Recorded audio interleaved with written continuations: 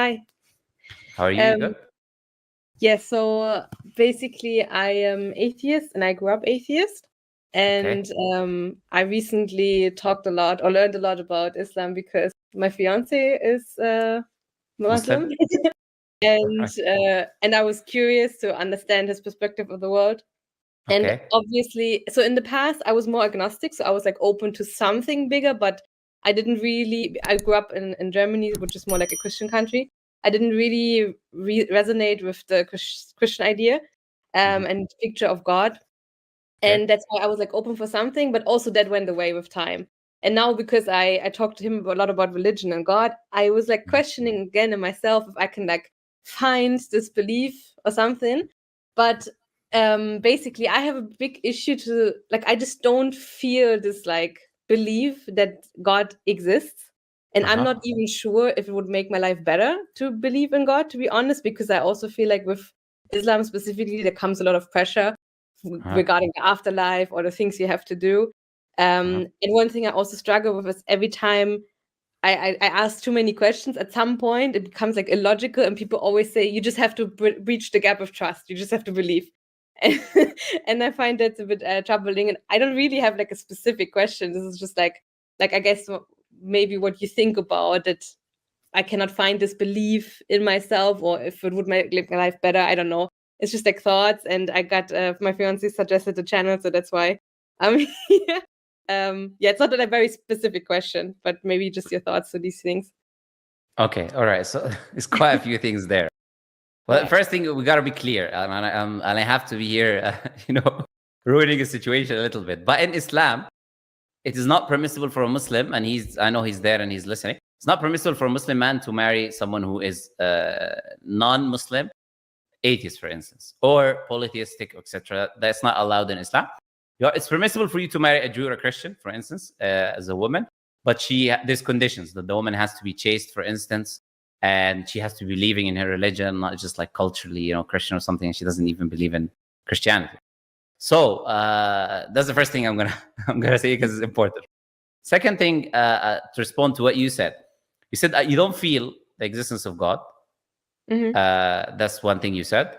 The other thing you said is you don't feel is going to improve your life, believing it. Yeah. Now, I want to make something very important and clear. I would say the existence of the Creator is not based on feelings. The existence of God is either a reality or not. So, for instance, today I might be in a good mood, and I feel that this light in front of me exists. I might be in a bad mood, and I say it doesn't exist. It's not going to disappear, right? The light exists in reality.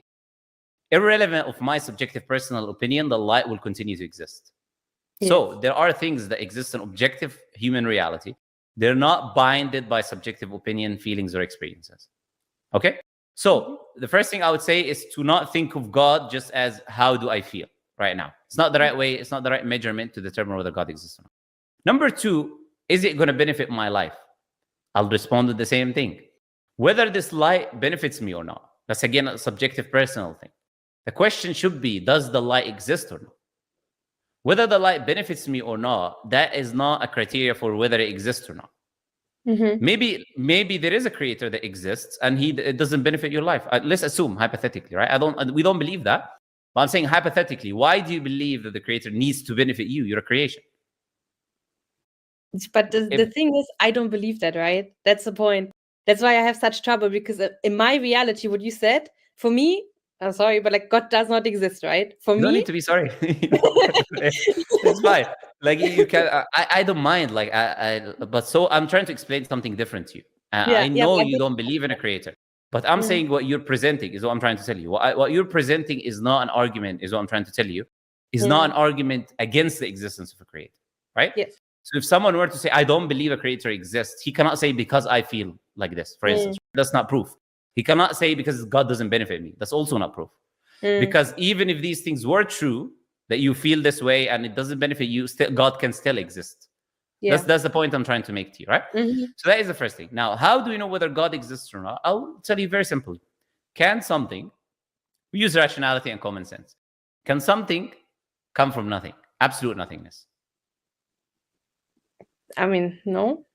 Okay, when I say absolute nothingness, I'm saying no energy, no matter, no space, no quarks, nothing. No. Right? If there was ever nothing, it will always be nothing. Because there will be no agency. Nothing can come to existence. Nothing can never give a rise to something. Do you agree? Yes. Okay.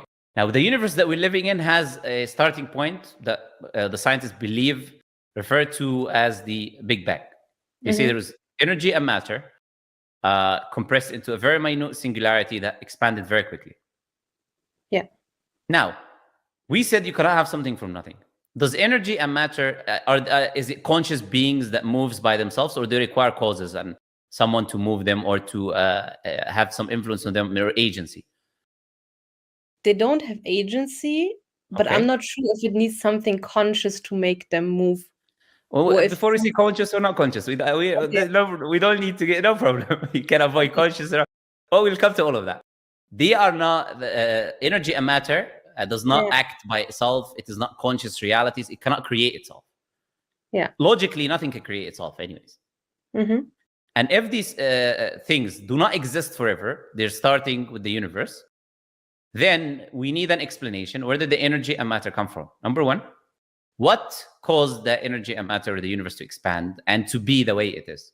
Because the way the universe expanded is very specific. There are many books written, by the way, on this. You have, for example, the book 6 Numbers, for instance, about how, and it gives you like almost infinite numbers, talking about the universe expansion. If the universe expanded any way differently, we're talking about a decimal difference here. So you will have an infinite amount of numbers that if one number were to change, the universe cannot exist.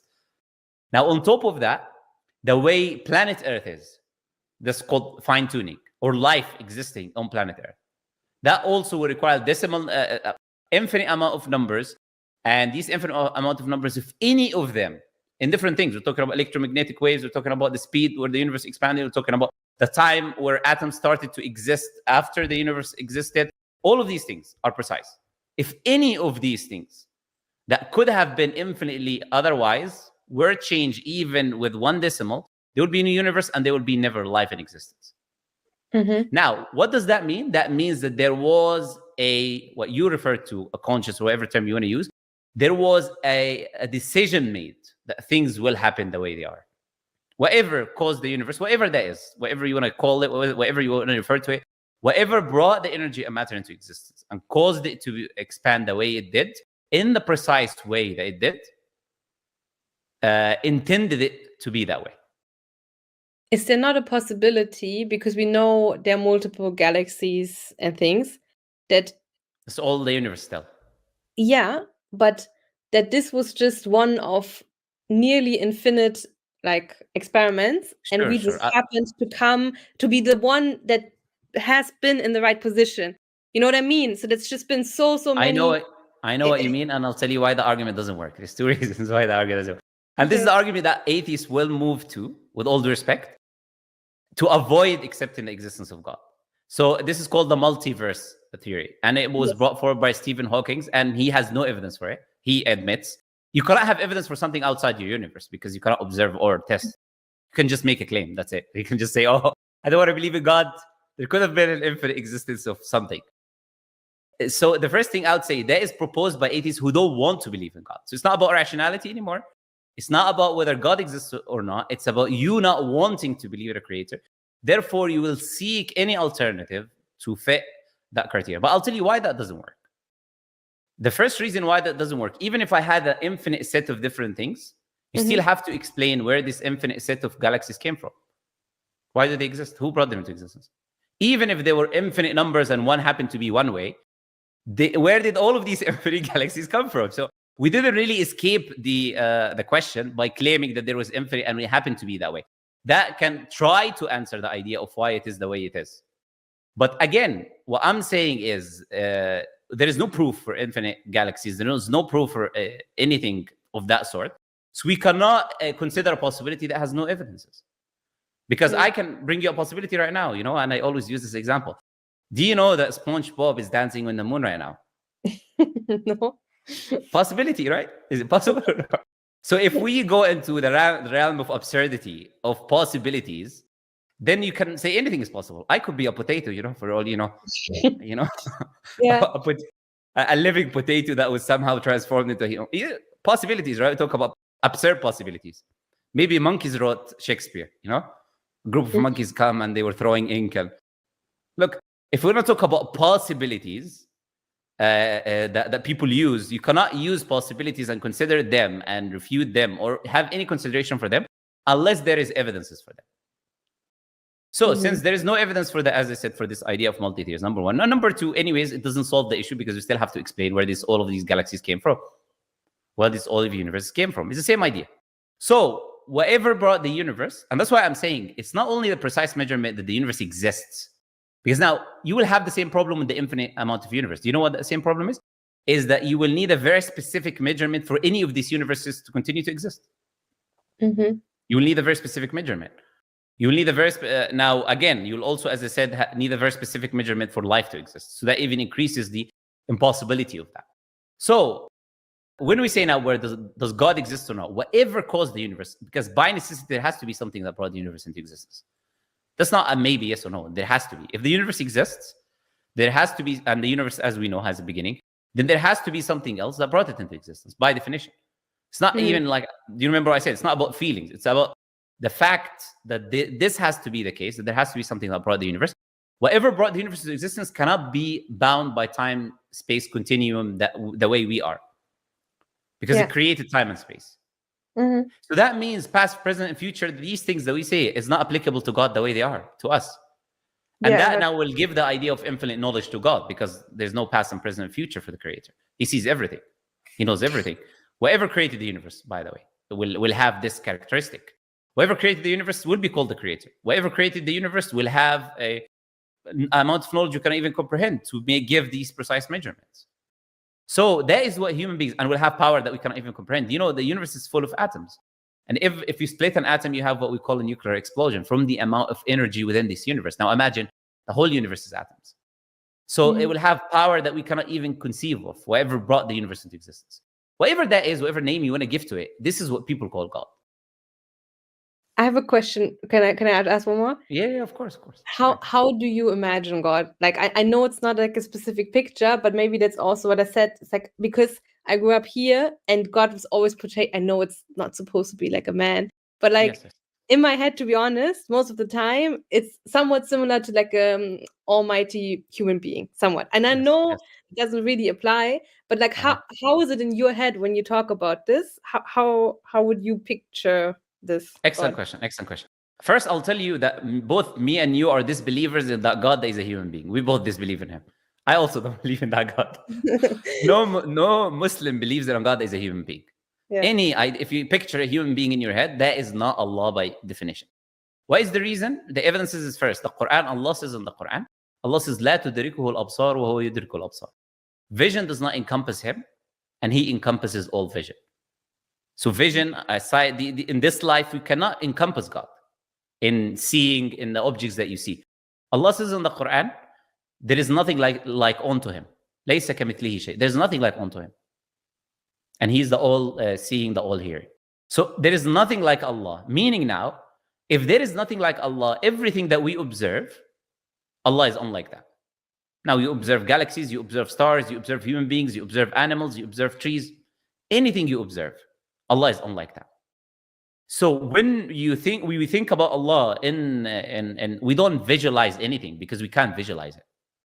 We know that the Creator is beyond our simple experience of creation because what we observe is the creation. So if God would like it, he would be like the creation. He's like what he created. He's not. He is unlike his creation. So for instance, Allah describes himself in the Quran as light, but not this like the light that is coming right now, right? Allah says in the Quran, Allah is the light of the heavens and the earth, for instance.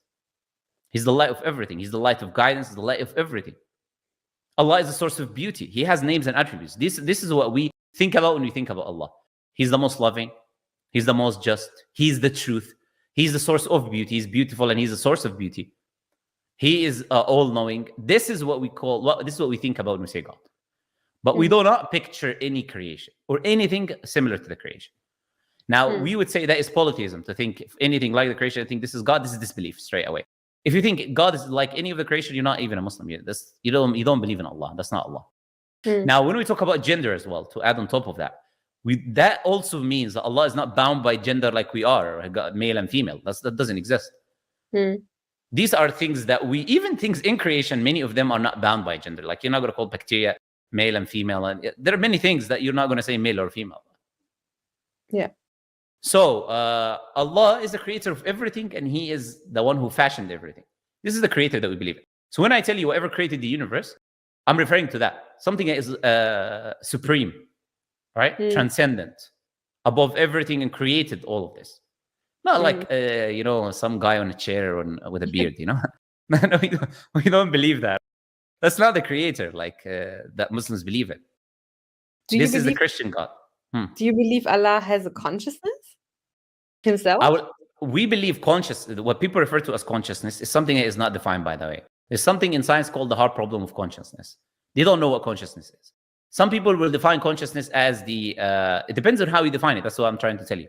If you define consciousness as the awareness of oneself and surroundings, of course, God is aware of that He exists and everything exists. So it depends on how you use the term. If you use consciousness and refer to the soul is created by God and given to us.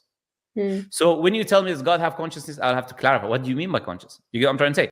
Because even in science, you don't have a definition of consciousness, because consciousness is metaphysical. It's actually the soul.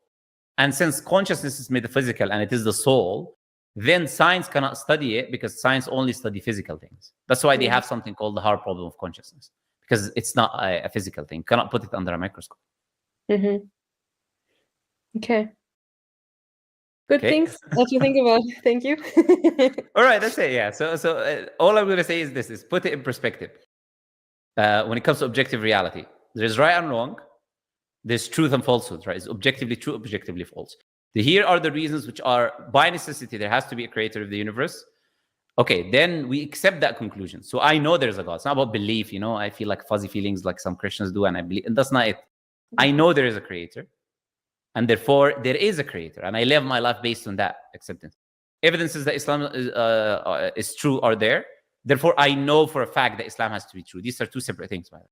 Because God can exist, but it can be a different religion. But there's also objective evidences and facts why Islam is true. By the way, I have a lecture on my channel. It's like an hour, more than an hour, where I talk about by the way, because it'll take hours and hours, some of the evidences for why Islam is objectively true.